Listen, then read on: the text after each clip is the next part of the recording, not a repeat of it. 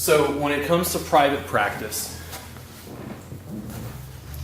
What makes me special? Like, how do I make myself unique? okay. So from a video-based standpoint, are you willing to make video content to educate people, share information that you know related to your practice? I hear you. Not just sales. I want to. Yeah. But having seen other people do it in sort of like on their phones, low quality, Yeah. like that made me feel like they were amateur and not want to go see them. Yeah. And so I'm scared of looking that way. Okay. So there's a difference between an Instagram video and what I'm producing for YouTube. And then there's a difference between what this is going to look like on YouTube when you get somebody like Tanner, my videographer, to edit, put your name, cut it, and trim it just such a certain way. Yeah. People expect different things from Instagram Sure. and YouTube to your Totally. website. Totally. And I would like to have a lot of like YouTube videos that you were talking about, like, hey, here's this video to treat this. Yeah. But I want them to like look very nice. So I guess, I need the resources to be able to have a tanner. And then what you do is you build to that. Right. You continue to work towards it. And I think what happens is you make horrible videos to start. Then they might have heartfelt resonance, but the video production quality isn't as high. Yeah. You see how your audience responds, and guess what? You get to see yourself on camera. No, you get a self-reference. Okay. You get a very quick feedback. That makes me nervous, you What do guys. people want to see? What do people resonate with? What information? They're like, oh, they want information on headaches. Like, I'm getting more views on these videos on headaches. Okay. I didn't know people were interested in headache stuff, so you start producing more headache material. The videos where Blue was in probably got more because she's the cutest pitbull in the world. So I think that's how you use social media as a ticker tape. When it comes to production value, I think that you can improve that, and it really just isn't that much. If you had Tanner come in, here's my quick guess. For less than $400, you could get Tanner to come in, shoot a series of videos that were 1 minute to 2 minutes long. It would be like a couple weeks worth of video content that he could process to make little social media posts or YouTube videos. Okay. That'd be my guess. I'm just making up a number. That's like a general number. Sometimes you could get it for more, sometimes you could get it for less. The video quality from this camera is fairly good. What would be lacking would be if we didn't have a wireless microphone, which we do. Okay. But the other thing is, if you take my equipment that's okay and you shoot footage, I could also you could pass this on to a videographer who could then trim it and edit it. You could literally watch this video and go, listen, I want from minute 3 to minute 5, and I want that as a succinct video. Can you trim it and put whatever? And that's how you start to look at it. You're repurposing video content. Mm-hmm. You can hire people to make your video process much more professional than mine is, if that's what you're most focused on. Okay. Yeah. Okay. And I think it's a really simple process, and I think that video production capacity, what is it capturing? Heartfelt resonance. That's what it's capturing. It's really capturing what you want. If you say, listen, I'm tired of acupuncturists who are trying to do the hard sell. They're trying to sell you 10 packages when you don't need it. Tell people that. Mm-hmm. Mm-hmm. It's you. And the thing is, other people go, whoa. Yeah. It's almost like he's trying to steer me away from the hard sell. That's true. It's very true. Like, you don't need that. I see so many acupuncturists online being all like, oh, you need 4 to 6 treatments before you're going to see any sort of results, and you'll probably need 10 to 12 total. And I'm like, I'm getting results in 2 to 3. I'm getting results in 1, and I'm getting like clearing, like resolution in 3, 4 at the most. And I'm like, what are you people doing? Like, what? You're trying to make people come in for 12 sessions? That's like 3 months of weekly acupuncture at like maybe $100 a pop. Like, it's like $1,200 to get rid of their like neck pain. Are you serious? But that's where you get to use video production to give nuance to your practice. Because I don't know those things. I'm not involved in acupuncture specifically. So that's the sort of information that the public doesn't have. I didn't know that. Mm-hmm. You know, it sounds like acupuncturists are often taking a tack that's a little bit closer to like chiropractors. Right. I mean, I think they are. Like, that's what that's when I was doing all my research when building my website, like I ran into a number of those, and I was just like, I mean, I appreciate like a plan of care. And there are times where, you know, people respond slower, and you might need like 10 treatments. Yep. But those are going to be, or you're going to need continual treatment for a while for like severe autoimmune disorders, right? Like your thyroid's messed up. We need to figure out how to balance that out, you know? From a rebooking standpoint, I'm only going to be able to talk about it from my practice. Mm-hmm. Somebody comes in with a knee problem. They talk to me about their knee problem. I do a basic sort of assessment without any hands-on work. And I say, hey, listen, based on what you just described and my clinical experience, I think I should be able to figure out whether it's actually a soft tissue problem in just this session. Okay. If it's what I think it is, I would probably recommend maybe another couple of sessions, either a week to 2 weeks from now, and then let's go ahead and do the session and see how you respond. So what I'm doing is I'm prepping for the rebook. Right. But my practice, and I tell them this, my practice is not designed to be a revolving door. Yeah. It is not designed to get you to come back again and again and again and again. And I was having issue with that when I first started out, being all like, well, you know, let me know if you feel better. Let me know when you want to rebook. And a couple of people just like, you know, never came back, and I don't know if they felt better. Yeah. What I sort of discovered was people want that. Like what, and I think I was so sort of like gun shy from my experience with hard sale acupuncture that I wanted, like I overcompensated by not giving patients what they needed, because patients think of us as like an expert, right? Like we're the medical provider, and I'm like, in order to see results, you need to come back in. I need to see you next week, and we'll gauge from there. I'm looking at maybe like 2 to 4 treatments, you know, and sort of figuring out that they want you to tell them that. Was a huge shift in my thinking and a huge shift in my practice. Yeah, you know, but also not being all like, okay, we're probably going to need to do this for 2 to 3 months for everything, right? Like most things, I'm like, we can resolve in a month. And after I give them the session, hopefully they get benefit, they feel better. I say, great, listen, when I talk to you in the beginning of the session about doing, you know, another 2 sessions, you've gone in this session from a 6 to a 3. My guess is that I can continue working on you. You'll drop to a 3 consistently. I'm going to work with you today to show you how to use the tennis ball or this roller to like whatever tissue it was we worked on. You can work on yourself. You're more likely going to be able to stay close to a 3 between sessions. I'd like to do 2 more sessions, and then I think you'll be just at maintenance mode. I think you're just having a soft tissue problem.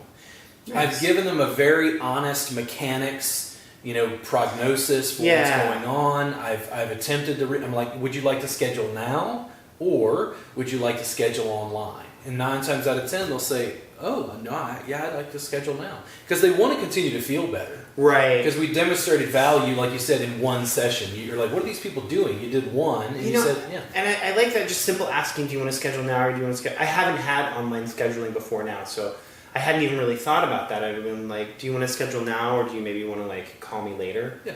And again, like online scheduling is so much easier, whereas calling someone later, you know. So I love that. Yep. And the thing is, if they say nope, I'll schedule online, I'm busy. I'm like, oh, okay. There's no emotional content totally from it. Yeah. And then it's because like that's what I would do. Yeah. Be like, well, I don't know. I need to look at my schedule and think about as far out as I need to schedule this. I don't know what that is yet. Then you might add, depending on the client base, if you said, listen, if you use Facebook or Instagram, I post social media stuff constantly, you know, follow me. If they're the sort of person who uses Instagram, then what happens is there's this, you're not selling. You're not just like, you're just saying, you're just giving them updates about you and your practice. You're giving them updates about whatever. Let's say they dropped off, they didn't reschedule, they forgot, they got busy. So here's what happens. For days, weeks after that, they're seeing Facebook posts, Instagram posts that they followed you float through their feed that remind them about you. Right. And they go, oh, I forgot to schedule. And it wasn't a sale. There was no hard sale. Right. It was just providing an ongoing information flow about your practice and what was going on. Because I really do think of it as a channel. Mm-hmm. They're watching your channel, NBC. You're regularly putting out content and information about acupuncture, qigong, gua sha, the stuff that you're dealing with, the problems people are having, and how you help them with it. There's information about Chinese herbs or whatever your specialty is. Right. That, you're just giving people information. That's why I like social media, and I feel like in this day and age, it's actually easier than it's ever been for you to run an independent practice, to be able to advertise for yourself, and to build connection because of this, because it's such a potent communication tool. The Yellow Pages? Google is the Yellow Pages. Yeah. I can't believe they still make those. Yeah. It's like, how many trees do you have to murder? Yeah. So, building like a practice, a heartfelt practice, are there other like issues or things you're dealing with, like trying to figure out? No, not yet. I mean, I'm sure there are, but I can't think of any right now. Yeah. Yeah. Was anything that we covered you're still kind of stuck on? Like you don't like that? It doesn't work for you? No. I really appreciated what we talked about today. I think I do feel better about making videos. I think for me, maybe one thing, like for me, like always including like other options of acupuncturists. Mm-hmm. Like it feels really good for me here. Yeah. But I feel like in terms of like capitalism in the market, I'm like shooting myself in the foot. Okay, so here's what you do. No, it's not. The thing is, you can only, unless you figured out how to give a treatment over the phone. I feel like if I went to a like business coach or like someone and like they saw me like interacting with people like near me, being all like, "Hey, here you can come see me. Here's 3 other people you could also go see." They're like, "Why are you advertising for them?" Yeah, here's what I would do, and I'm being completely serious. This is how I look at business differently in the digital age. You are picky about the acupuncturists you would want to refer people to. Okay, I would get online in your free time. No, I would make a spreadsheet. I would make a spreadsheet, and I would look up the 50 most populous cities in the United States. Okay. And I would do research, and I would find 1 or 2 acupuncturists in those cities and states that you would feel comfortable referring clients to. This is going to be a big project, but just do a couple at a time. Well, so we have an alumni referral network at AOMA that is very, like, I feel like it's very vetted. Okay. Right? Like, you go on there and you're like, hey, I'm looking for someone, like, we have a special closed invite-only group. That has about 300 practitioners in it nationwide. Yeah. All of who are like very, very good. So you're going to take that link, you're going to put a link to that on your website. Is AOMA willing to put a link to your website on theirs? So this is a private Facebook group controlled by alumni students. So the thing is, what I'm saying is, the person is looking for a person in Boston. Mm-hmm. What I'm trying to... So let me go back to what I was talking about then, and once I explain it, you'll see. I would go to Acupuncture Allies, and I would search, I would say, hey, who's in Boston? Yeah. Who do you guys recommend in Boston? And, I would also, like... So here's what I would have you do. Mm-hmm. You're going to make a specific page on your website. Oh, okay. I see what you're saying. After you've done the research, however you find them, do research on their social media. Follow them on Instagram. Find people that you feel a heartfelt resonance in referring people to. And now you're going to make a listing on your website with links to that person's name, their practice, like their website link. Now, you're going to send them an email and say, listen, I was looking for practitioners who resonate with my practice that I can make referrals to because I get people asking me for acupuncturists in Boston. Oh my God, Robert. I included you as a link on my website. If you appreciate that, I would appreciate if you would potentially link me from your website in Boston if you're at all interested. I'm not going to remove your link if you don't want to, but I just wanted to offer it and let you know that you may get a client or two because I'm referring people. Okay, I love that. Thank you. Digital networking. Yeah. Now, the same thing feels happens really good. via Instagram. Right, Like and if I've they're got on a couple on Instagram. Exactly. But here's the bigger picture, okay? We're now digital networking. If you put a link to him and his website on yours, and he puts a link to you, guess what happens to your SEO? Right. Yeah. Okay, but then this begs the question that I've really been struggling with. Like, I decided years ago that, like, a year ago, I've been on Instagram approximately a year. Let me not exaggerate. That, like, running a business Instagram and a personal Instagram was going to be too much for me. And so I kind of combined them, right? And I have a decent amount of followers for a year, for also, like, kind of, like, I'm not super regular with it. Like, I'll update a couple times a month. Sometimes I'll do it, like, a couple times a week for, like, a 3-week stretch, and then not at all for, like, a month or two. But I put on, like, a mix of, like, professional stuff, private stuff, pictures of my dog, pictures of the river. Yep. And that, like, and because I don't want, because I think business pages are boring. Yeah. Like, when I go to Instagram and They I'm are. like, I'm on people's business pages and I'm like, oh my God, like, you're just advertising to me all the time. Like, why do I follow you? You know, like, you're someone that I have a connection, a network with, but, like, I've never met you and you live, like, 4 states away. I'm never going to see you. And all of your posts are, like, sales oriented or, like, you know, and I'm just So like, when you see my social media posts or, like, videos that float through my feed, are they sales? No, like, some of them, but no, not all I of mean, them. sometimes I mention that there's stuff, but it's Yeah. never a hard sale. But, like, yeah, no, like, there's pictures of food that you need.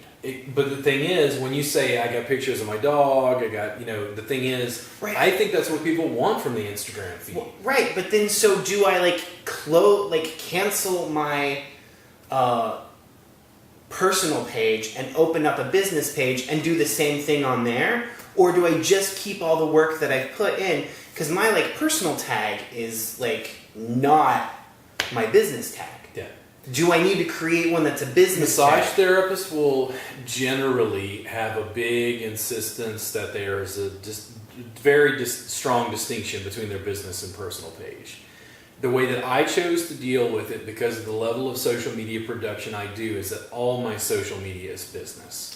Right. Well, and no, and I mean, but that's not my question, right? Do I make a personal page that is my business? Like, because your personal page is Robert Gardner Wellness. You can do a business page.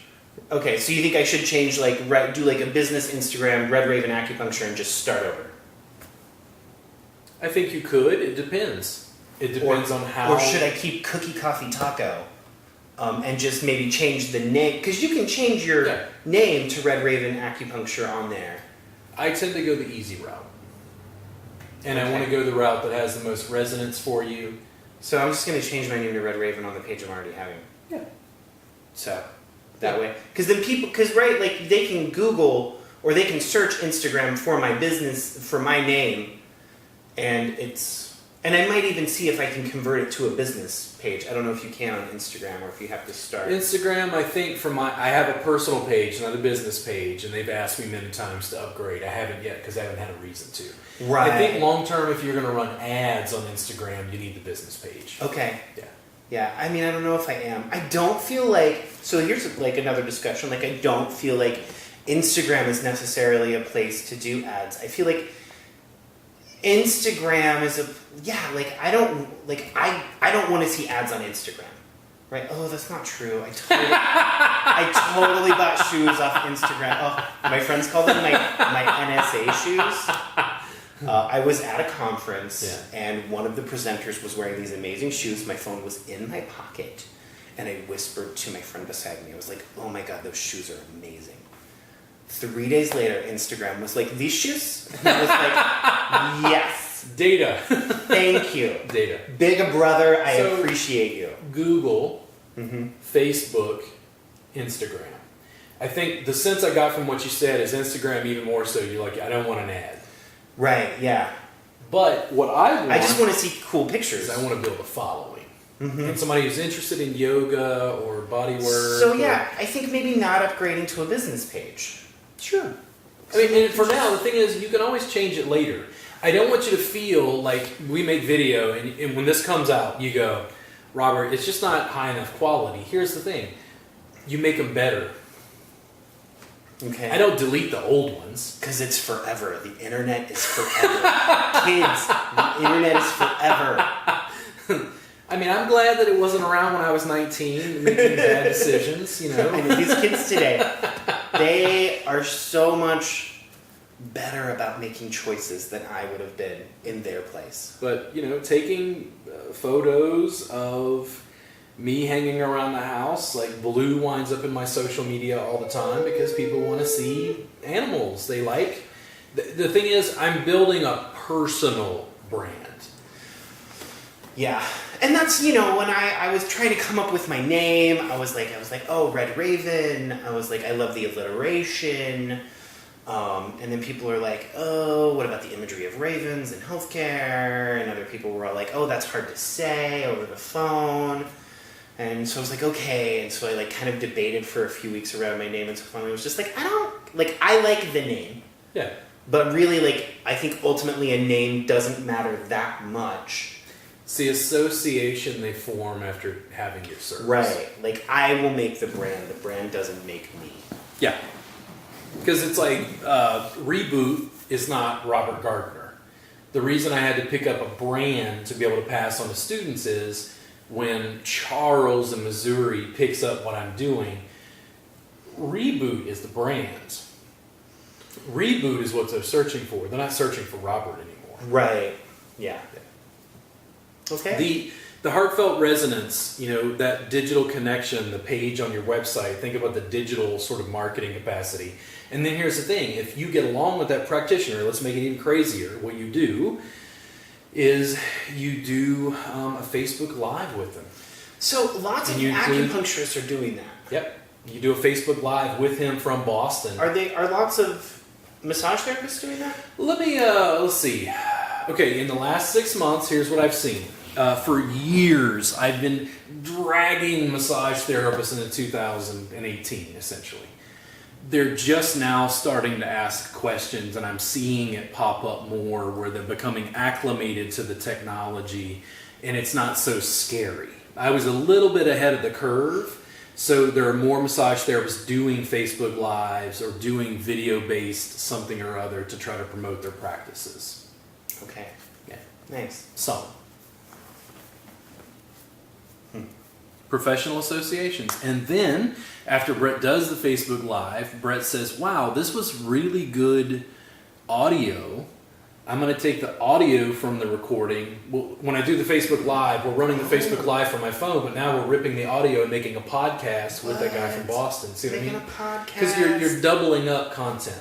Yeah. Yeah, Okay. if we had a piece from this video we liked, I could go, Tanner, listen, for a minute 18 to 19, can you cut that into a minute video for Instagram?